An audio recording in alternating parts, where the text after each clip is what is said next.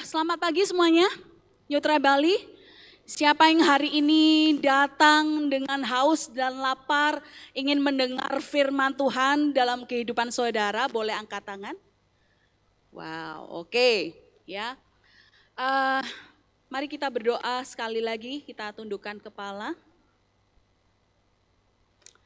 Bapa, Engkaulah Allah yang empunya segala sesuatu, menciptakan segala sesuatu, bumi dan segala isinya adalah milik-Mu. Kami datang hari ini Tuhan karena kami rindu menyatakan bahwa Engkaulah yang terutama dan yang paling utama dalam hidup kami, enggak ada yang lain Tuhan. Dan kami mau Engkau firman-Mu memberikan kami kekuatan, memberikan kami sukacita, damai sejahtera, fakta bahwa Engkau selalu hadir dalam kehidupan kami Tuhan. Dan kami enggak pernah melewati hidup kami sendirian tanpa Engkau Bapa. Terima kasih Tuhan, urapi hamba-Mu yang akan membagikan firman-Mu pada hari ini. Biar apa yang hamba-Mu bagikan benar-benar berasal daripada-Mu Tuhan. Dan Kau menguatkan kami semuanya hari ini Bapa. Kami percaya kami datang dengan beban berat tapi kami pulang dengan sukacita, dengan terobosan, dengan mujizat, dengan pengertian yang baru. Di dalam nama Tuhan Yesus kami berdoa dan bersyukur. Haleluya. Amin. Amin. Saudara, saya mau buka dengan satu fakta yang menyenangkan, bisa juga enggak menyenangkan, ya. Faktanya apa saudara? Bahwa dalam hidup kita ini masalah itu selalu ada. Faktanya masalah selalu ada. Siapa hari ini yang datang ke sini enggak punya masalah? Boleh angkat tangannya? Boleh angkat tangannya? Kalau ada yang angkat tangan, masalah Anda adalah kesombongan. Enggak ada ya, semua pasti punya masalah ya saudara. Nah, kalau dalam kehidupan saya, masalah selalu ada ini saudara mungkin sudah berapa bulan lebih ya.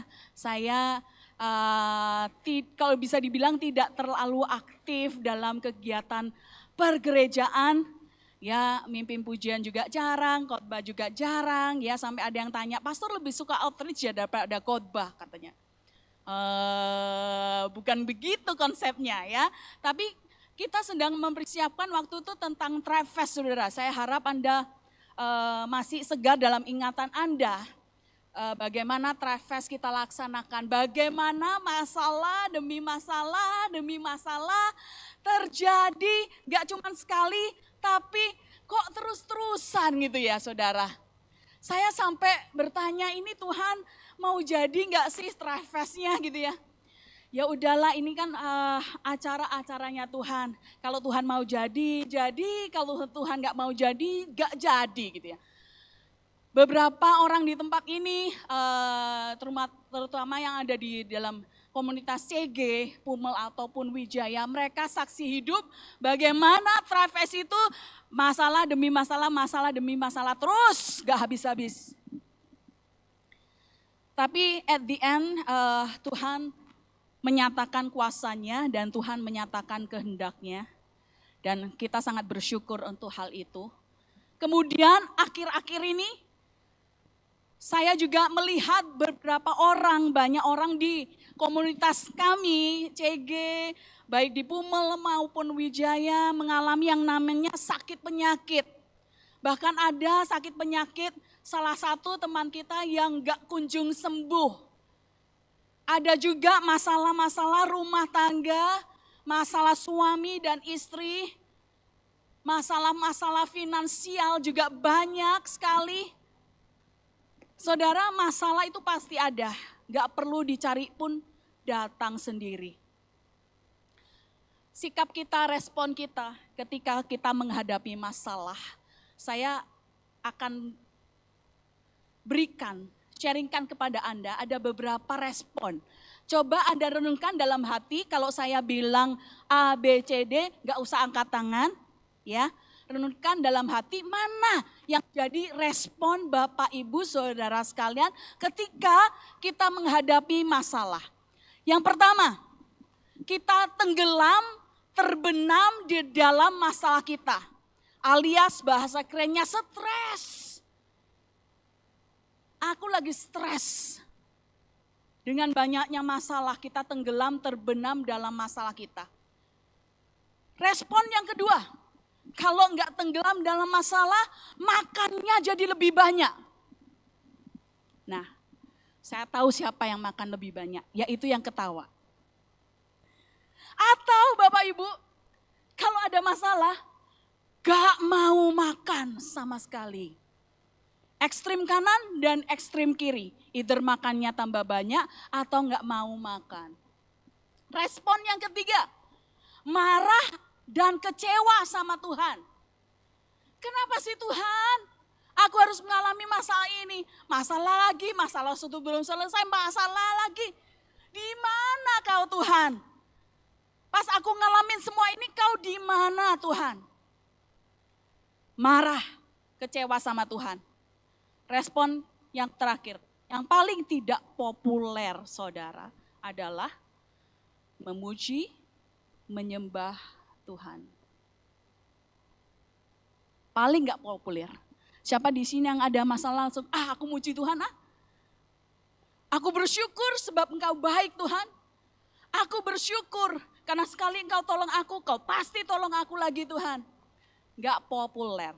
Refleks kita ketika kita punya masalah adalah yang lain-lain kecuali memuji dan menyembah Tuhan.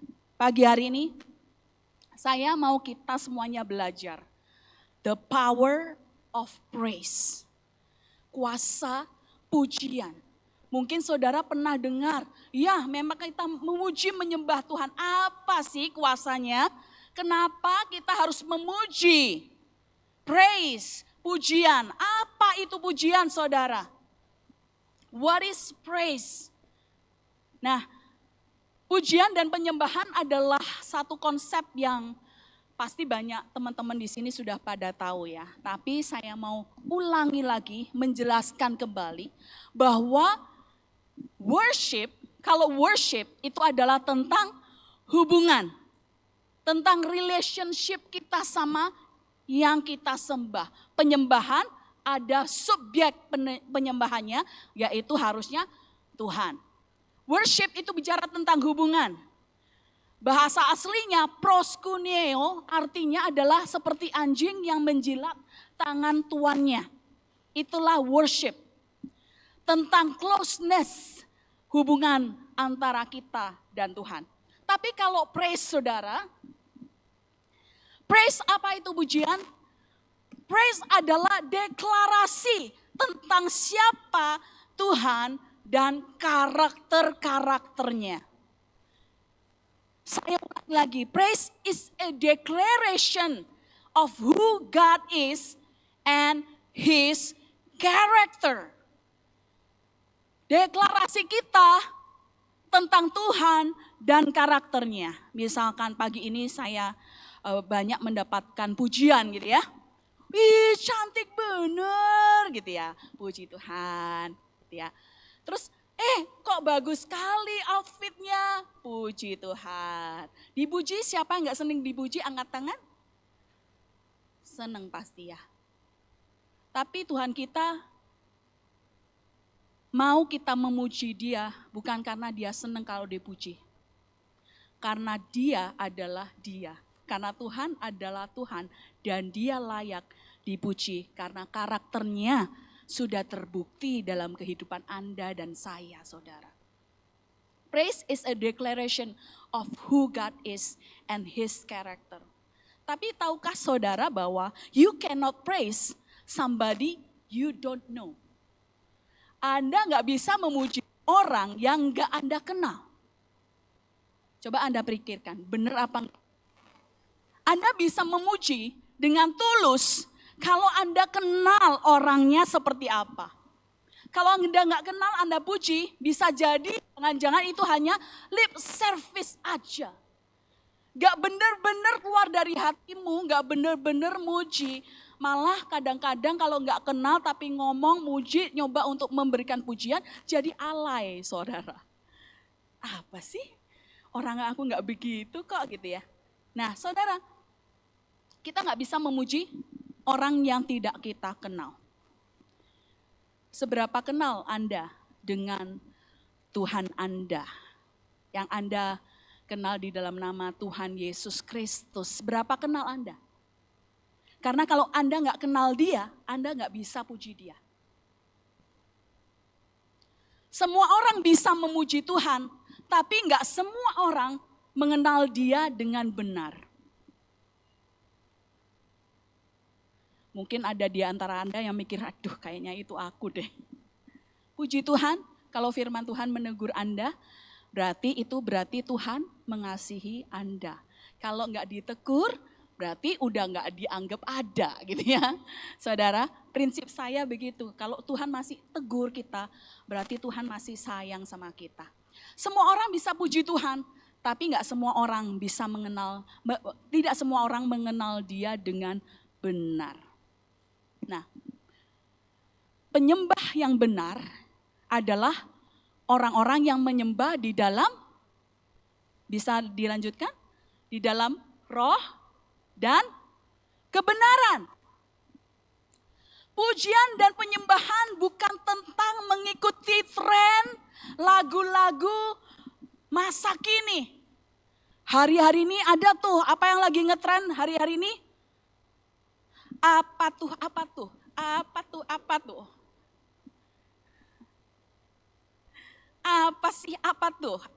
sih? Bukan itu saudara. Pujian itu bukan juga tentang suara yang bagus. Memuji Tuhan itu saudara. Tentu saja kalau punya suara yang bagus lebih enak didengarkan. Tapi esensinya pujian bukan itu. Esensi pujian penyembahan yang benar itu adalah menyembah di dalam roh dan kebenaran.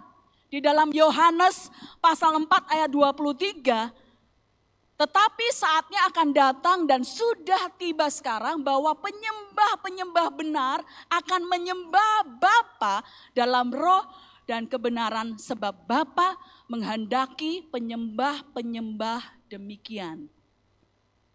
Bahasa Inggrisnya di Amplified Bible dikatakan dengan jelas, but a time is coming and is already here when the true worshiper will worship the Father in spirit. Dalam tanda kurung dijelaskan lebih lanjut. In spirit itu maksudnya gimana? From the heart. Dari hati. Dari inner self kita.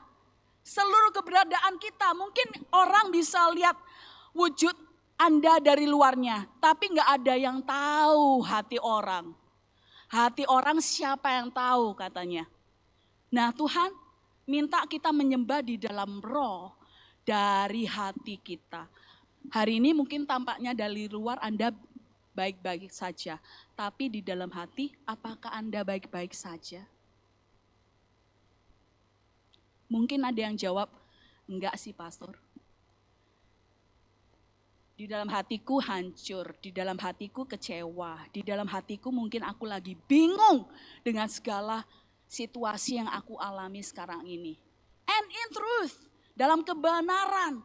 Kebenaran dapatnya dari mana? Dari firman Tuhan. For the Father seeks such people to be His worshipers.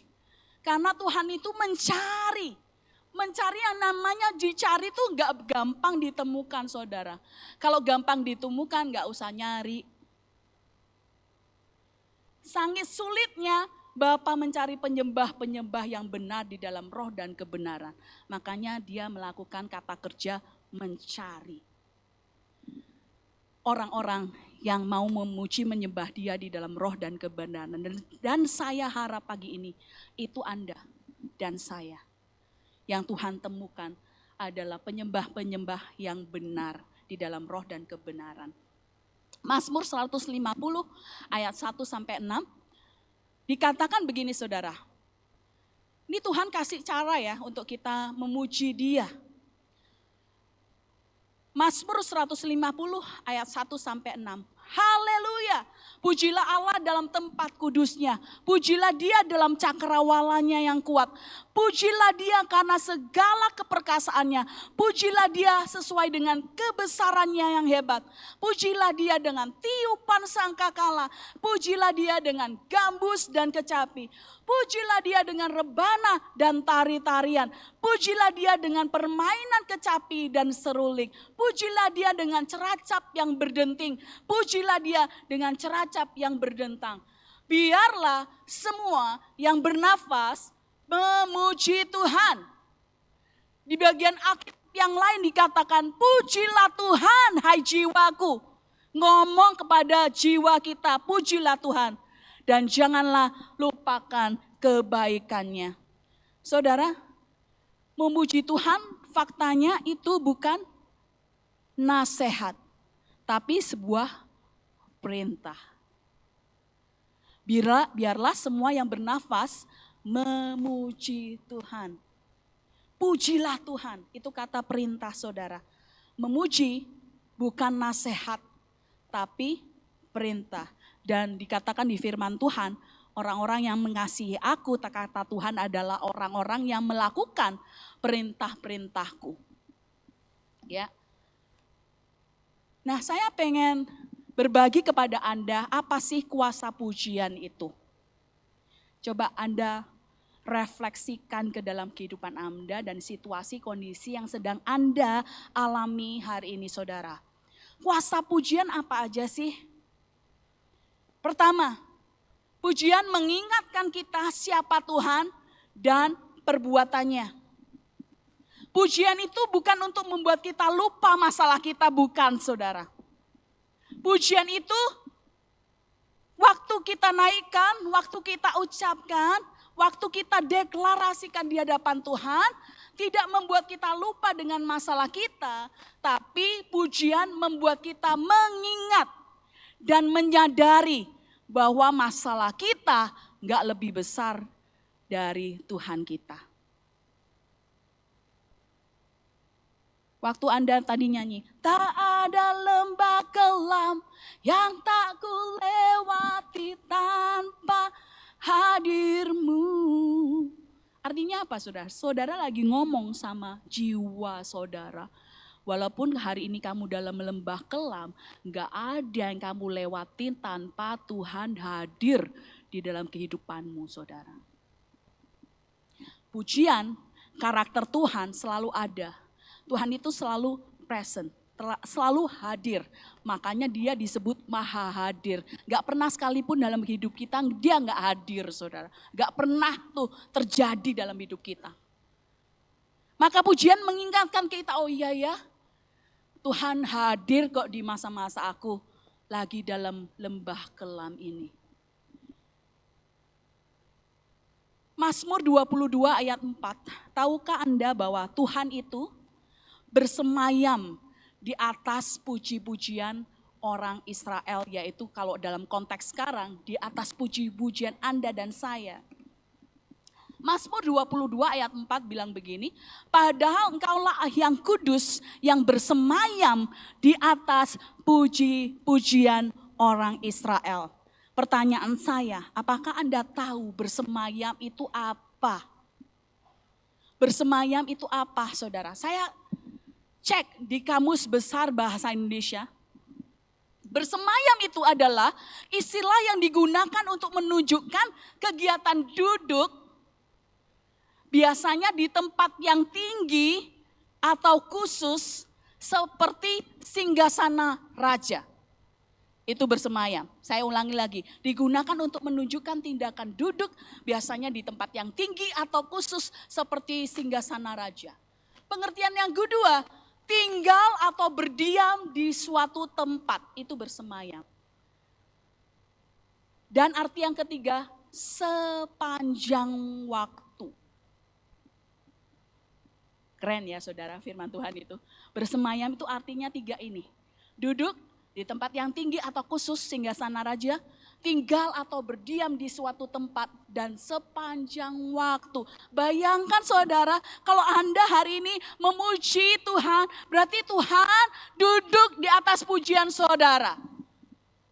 Ketika Anda menaikkan pujian, Tuhan tinggal berdiam di situ. Ketika Anda menaikkan pujian, Allah bertahta sepanjang waktu. Amazing saudara. Kalau Anda bayangkan ini dengan mata iman kita, lihat kondisi yang seperti ini. Wow, gitu ya. Itu kuasa yang pertama dari pujian saudara. Membuat Tuhan bersemayam sepanjang waktu tinggal berdiam. Dia diakui sebagai raja. Yang kedua saudara, pujian membangkitkan iman. Nah, apakah saudara pernah berada dalam situasi ketika Anda sedang dalam masalah? Ketika Anda menaikkan pujian, air mata Anda mengalir. Pernah? Saya sangat sering mengalami itu. Bukan karena saya terharu, duh masalahku berat kali gitu ya. Tapi apa yang membuat saya bangkit imannya ketika saya menaikkan pujian itu, saya diingatkan kembali. Waktu aku ngalamin ini Tuhan lakuin apa? Waktu aku ngalamin ini Tuhan lakuin apa? Waktu kita gak bisa melihat jalan keluar, Tuhan buka jalan. Ketika kita merasa sesuatu yang mustahil, bagi Tuhan tak ada yang mustahil. Kuasa pujian itu saudara, gak bisa dijelaskan dengan kata-kata. Tapi tertulis di dalam firman Tuhan. Pujian membangkitkan iman kita. Coba deh saudara, kalau Anda bukan orang yang suka menyanyi karena alasan apapun. Coba saudara, pujian paling gampang kita nyanyikan saudara. Itu dibilang fakta juga bukan, dibilang bukan fakta juga fakta gitu ya. Pujian membangkitkan iman, 1 Samuel 17 ayat 37. Pula kata Daud, Tuhan yang telah melepaskan aku dari cakar singa dan dari cakar beruang, Dia juga akan melepaskan aku dari tangan orang Filistin itu. Kata Saul kepada Daud, pergilah, Tuhan menyertai engkau. Tahukah saudara, Raja Daud adalah raja yang paling suka memuji, menyembah Tuhan. Makanya dia tulis kitab Mazmur, kitab yang terpanjang. Kalau ditanya sama Daud mungkin gak berhenti sampai 150. Mungkin mau lanjut dia. Ya saudara, tahukah Anda bahwa ada setiap pujian untuk setiap masalah kita. Satu masalah at least ada satu pujian yang bisa kita deklarasikan di hadapan Tuhan. Misal saudara, kalau kita dalam situasi yang lagi gak bisa lihat baik-baiknya Tuhan, saudara bisa nyanyikan lagu You've Been So Good To Me. Ingat kebaikan Tuhan, ingat kasih-Nya, ingat kebaikannya. Saudara, ketika Anda dalam lembah kelam, Anda bisa nyanyikan, tak ada lembah kelam yang tak kulewati tanpa hadir-Mu. Kalau Anda lagi nunggu nih, janji Tuhan, ya Tuhan kapan sih janji-Mu terjadi dalam hidupku? Kapan sih pertolongan-Mu terjadi Tuhan dalam hidupku? Aku capek Tuhan, aku udah capek menghadapi masalah ini. Setiap hari ini lagi. Anda bisa nyanyikan pujian, always on time. Maybe that's your song, mungkin itu lagu buat Anda. Anda bisa cari lagu-lagu, pujian-pujian. By the way, pujian itu gak selalu berupa lagu, tapi banyak lagu-lagu yang isinya, liriknya pujian kepada Tuhan dan karakternya. Itu yang harus Anda cari. Firman Tuhan bisa jadi itu pujian. Pujian juga bukan berarti lagu tempo cepat. Enggak saudara. Lagu tempo lambat pun bisa jadi itu pujian kepada Tuhan dan karakternya. Cari saudara. Pujian apa ada pujian, at least satu pujian untuk setiap masalah Anda. Nah, kalau Anda nggak tahu, cari. Kalau nggak ada, lagu pujian untuk masalah Anda, bikin lagu sendiri. Pakai firman Tuhan, bikin lagu. Untuk masalah ini nggak ada lagunya, aku nggak nemuin pastor, bikin sendiri. Ya. Ketiga, kuasa pujian adalah senjata untuk membungkam musuh. Mazmur 8 ayat 3, dari mulut bayi-bayi dan anak-anak yang menyusu telah kau letakkan dasar kekuatan karena lawanmu untuk membungkamkan musuh dan pendendam. Membungkam musuh ini dalam artian juga bisa mengusir roh jahat. Makanya setiap kali kita berhadapan dengan roh kegelapan, roh jahat, kita naikkan pujian. Ada kuasa dalam darahnya, darah domba Allah. Kita mengakui bahwa kuasa darah anak domba itu nyata. Itu sebenarnya yang lagi kita nyanyikan, saudara. Bukan liriknya, bukan melodinya, tapi isinya dan otoritas yang kita taruh, kita pakai dari Tuhan, itulah yang bisa menghalau roh jahat. 1 Samuel 16 ayat 23b dikatakan, setiap kali Daud memainkan kecapinya dalam pujian dan penyembahan, maka roh jahat yang biasa menguasai Saul dihalau keluar dari padanya. Gak usah bingung-bingung cari senjata. Naikkan pujian yang menyatakan siapa Tuhan kita dan karakternya. Aman semuanya. Kemudian tahukah Anda bahwa ada kekuatan untuk membungkamkan musuh pada mulut bayi-bayi, saudara. Ini ayat yang baru saya temukan dan saya sangat amazed. Wow, ternyata dari bayi pun Tuhan sudah berikan kekuatan pujian bagi setiap orang. Matius 21 ayat 16, lalu mereka berkata kepadanya, engkau dengar apa yang dikatakan anak-anak ini? Kata Yesus kepada mereka, aku dengar. Belum pernahkah kamu baca? Dari mulut bayi-bayi dan anak-anak yang menyusu, engkau telah menyediakan puji-pujian. Saya pelajari arti ayat ini apa sih maksudnya. Kayak kalau kita baca sekali itu nggak ngerti ya saudara. Kalau kita baca lagi dan lagi, minta Roh Kudus memberikan pencerahan, pewahyuan. Terus saya dapat artinya ini. Literally dari bayi-bayi, anak-anak pun mereka sudah bisa memuji Tuhan juga. Makanya di Sunday School, di Tribe Kids kita ajak anak-anak untuk memuji Tuhan bersama-sama. Ini juga berarti secara spiritual untuk bayi-bayi rohani. Ada anak-anak yang kecil-kecil baru terima Tuhan Yesus sebagai Tuhan dan Juru Selamatnya. Mereka juga dikasih kuasa untuk kuasa pujian itu, saudara. Jangan bilang kepada saya kan gak tahu banyak lagu Kristen, pastor. Saudara tetap bisa memuji Tuhan karena begitu Anda menerima Tuhan Yesus sebagai Tuhan dan Juru Selamat Anda, Roh Tuhan, Roh Kudus ada di dalam hati Anda, di dalam hidup saudara. Amin. Maka saudara bisa tuh memuji karena kegiatan memuji itu antara Roh Tuhan yang ada di dalam kita dengan Roh Kudus. Konteksnya begitu, saudara. Apa yang harus aku ucapkan, apa yang harus aku nyanyikan, fokus aja sama Tuhan dan karakternya. Dan apa yang sudah Dia perbuat dalam kehidupan Anda. Pujian adalah senjata Anda dan saya untuk membungkamkan iblis. Jangan mau ditipu dengan fakta yang sebaliknya, saudara. Kuasa keempat, pujian melepaskan belenggu. Saya nggak tahu hari ini belenggu apa yang masih mengikat saudara. Tapi saudara coba dengan kuasa pujian ini, bagaimana belenggu-belenggu akan saudara lihat dilepaskan dari kehidupan Anda.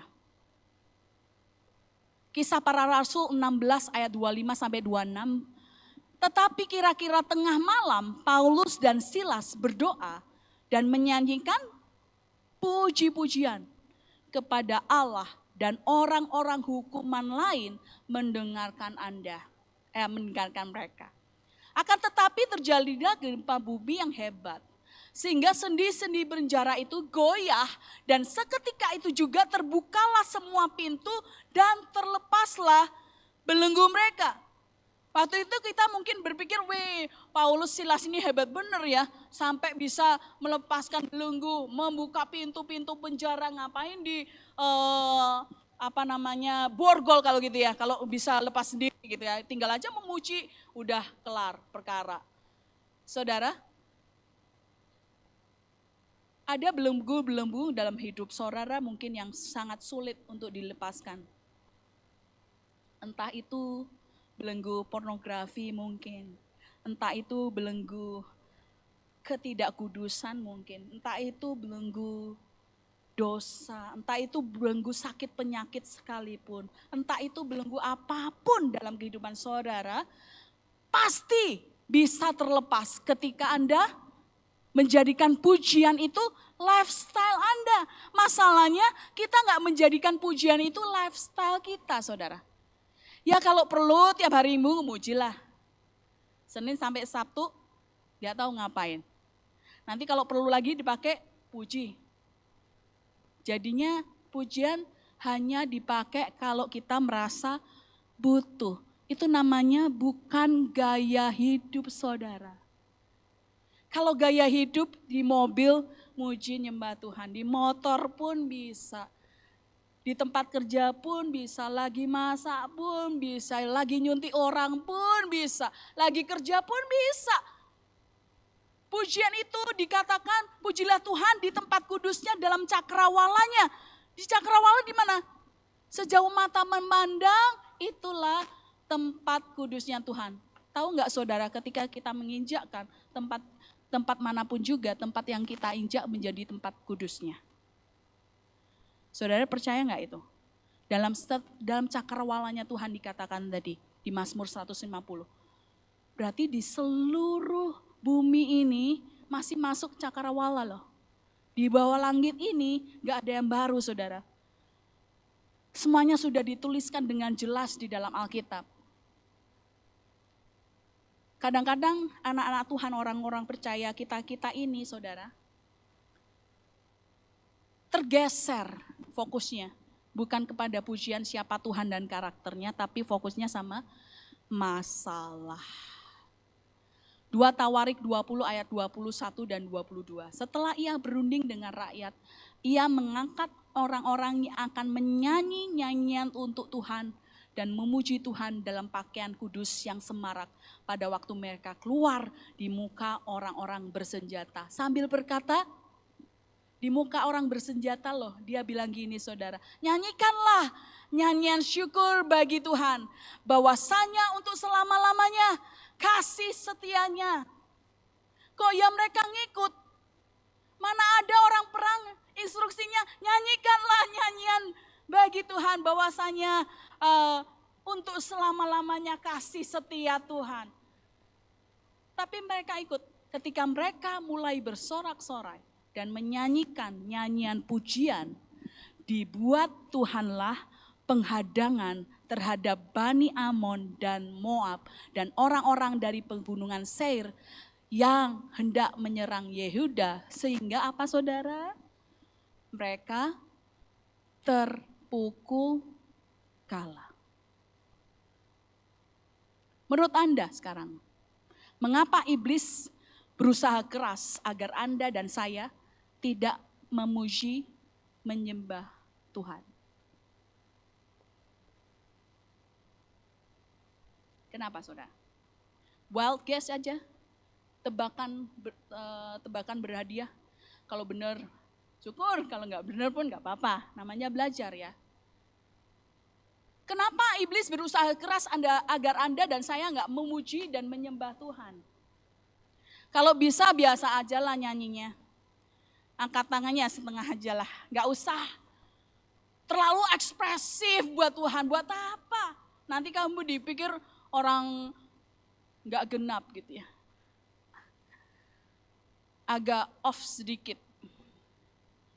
Minggu kemarin saya senang sekali ketika tim Persian Worship nyanyi lagu Bila Roh Allah Ada gitu ya. Karena exactly seperti itu harusnya kita memuji Tuhan. Bebas. Kenapa iblis berusaha keras agar Anda dan saya tidak memuji Tuhan? Karena dia tidak mau kita mengalami kuasa pujian yang kita bahas tadi, saudara. Dia nggak mau kita ingat siapa Tuhan dan perbuatannya. Dia nggak mau kita dibangkitkan imannya menghadapi masalah. Dia nggak mau kalau dia dibungkamkan. Harusnya orang Kristen, orang percaya ngebungkam di depan masalah, di depan kuasa daripada si jahat itu. Dan dia nggak mau belenggu kita dilepaskan, saudara. Nah, jangan tertipu saudara mulai hari ini. Ketika Anda merasa aku sedang bergumul dengan ikatanku masih ada pastor. Aku hidupnya gak beres, hidupnya gak kudus. Seringkali aku merasa gak berharga, gak merasa dikasihi oleh siapapun. Gak cukup baik aku tuh. Semua itu membuat kita merasa kita tidak bisa memuji, menyembah Tuhan. Atau kita gak merasa layak untuk bisa mendekat kepada Tuhan sekalipun saudara. Jangan tertipu. Jangan tertipu saudara, itu tipu muslihat iblis. Kapan waktu yang tepat untuk Anda memuji dan menyembah? Kapan saudara? Kapan waktu yang tepat ketika Anda mau memuji menyembah Tuhan, kapan waktunya? Setiap waktu. Terutama, especially, garis bawah ini ketika Anda dalam kondisi situasi yang tidak dapat, tidak memungkinkan, tidak mau memuji Tuhan karena Anda merasa sangat down. Itulah waktu yang tepat untuk Anda mengangkat pujian bagi Tuhan. Kapan saudara? Ketika Anda merasa paling gak pengen muji Tuhan. Kayaknya hari ini aku cuman mau leyeh-leyeh. Ketika waktu itu, ketika Anda bilang, hari ini aku gak pengen ngapa-ngapain. Karena masalahku terlalu berat. Itulah saat yang tepat untuk kita memuji Tuhan. Itulah saat yang tepat untuk kita memuji Tuhan. Ketika keadaan sangat berat buat kita. Saudara, saya mau tutup dengan ini. Masalah selalu ada. Masalah selalu ada. Tapi pengharapan di dalam Yesus juga selalu ada. Masalah selalu ada, pengharapan pun selalu ada, jalan keluar pun selalu ada. Yesus pun selalu ada. Minggu kemarin kalau nggak salah, salah satu teman di CG kami bilang gini, anaknya sakit, harus masuk ICU, kambuh, sesak napas, didiagnosa A, B, C gitu ya. Pemulihannya katanya sangat lama. Terus pada saat dia capek sekali, harus ngerawat, harus kerja, harus ini itu. Dia tanya sama Tuhan nih, ya Tuhan, kau di mana sih Tuhan? Pada saat-saat ini engkau di mana? Aku sudah frustasi, aku sudah capek banget Tuhan. Tapi jawaban Tuhan menurut saya sangat Tuhan banget. Dia ngomong gini saudara, ke teman saya ini, ke teman kami. Nah, aku ada pada waktu kamu mempertanyakan aku di mana, aku tetap ada di sana loh. Waktu kamu meragukan aku juga tetap ada di sana. Waktu kamu percaya kuasaku pun, aku ada di sana. Waktu kamu percaya aku bisa memulihkan anakmu, aku pun ada di sana. Dengan kata lain, dia meminta teman kami ini untuk memilih respon yang mana yang mau dia lakukan. Mau terus percaya bahwa Tuhan itu ada dan Tuhan berkuasa? Mau terus beriman kepada Tuhan? Atau mau mempertanyakan atau meragukan Tuhan pun? Respon yang mana yang kita pilih? Choose wisely saudara. Karena apapun yang kita pilih, Tuhan tetap Tuhan. Dan dia tetap ada di sana bersama kita. Gak pernah sekalipun dia meninggalkan kita. Akhirnya dia puji Tuhan memilih, ampuni aku Tuhan, aku gak lagi-lagi mempertanyakan kau di mana waktu keadaan lagi gak baik. Tapi aku memilih untuk percaya setiap apapun yang kau lakukan, kau pasti ada di sana. Dan engkau pun melewati masa demi masa bersama dengan aku, gak pernah dibiarin sendirian. Gereja kita tahun ini temanya Know It, Live It. Apa yang kita bawa pulang hari ini saudara? Kuasa pujian telah diberikan kepada Anda dan saya. Pujian mengingatkan kita siapa Tuhan dan karakternya, perbuatannya. Pujian juga membangkitkan iman kita di saat kalau ada masalah iman kita tuh gak tahu lari kemana gitu ya. Pujian juga adalah senjata untuk membungkam musuh. Pujian melepaskan belenggu-belenggu yang sedang mengikat kita. Itu kita sudah tahu ya. Know it and then live it. Live it-nya apa? Hidupi apa? Dalam hidup Anda mari ambil keputusan hari ini dan seterusnya. Aku mau memuji Tuhan setiap waktu. Gampang ya diingat, tapi susah banget melakukannya. Apalagi waktu kita merasa kayaknya enggak deh, enggak usah muji deh hari ini. Aku enggak tahu apa yang harus dipuji. Kayaknya Tuhan lagi tidur, lagi jalan-jalan, lagi kemana. Tuhan enggak ada di sini. Puji Tuhan setiap waktu. Waktu kita menyanyikan lagu yang berikut ini, Manis Kau Dengar. Secara personally saya sangat suka lagu ini. Karena saya seperti Pastor Stephanie Rahel, paling demen lagu-lagu lawas. Lagu-lagu oldies gitu ya. Karena pada saat kita sudah gak perlu lihat LCD monitor untuk lirik, itu kita bisa lebih bebas memuji menyembah Tuhan ya saudara ya. Tapi jangan jadikan itu alasan tuh gak mau belajar lagu baru saudara. Oke, yuk saudara kita bangkit berdiri. Kita nyanyikan lagu ini dari awal dengan